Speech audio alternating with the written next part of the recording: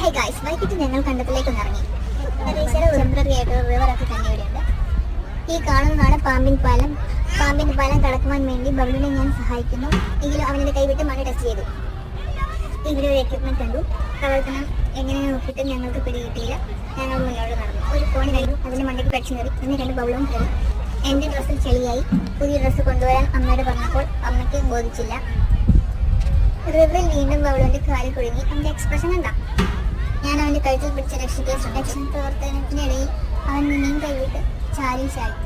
പിന്നെ അവൻ സ്വയം രക്ഷപ്പെട്ട് കയറിപ്പോയി. പാമ്പിൻ പാലത്തിലൂടെ പട്ടി നടക്കും പോലെ നടന്ന് ഞാനൊരു ഡോഗ് ഷോ ആയിരുന്നു. എന്റെ അനിയനെ മാക്സിമം മോട്ടിവേറ്റ് ചെയ്ത് തോട്ടിലേക്ക് ഒരു കല്ലെടുത്തെറിയാൻ പറഞ്ഞു. അവൻ കല്ലെടുത്തെറിഞ്ഞ് വെള്ളം തെറിച്ചു.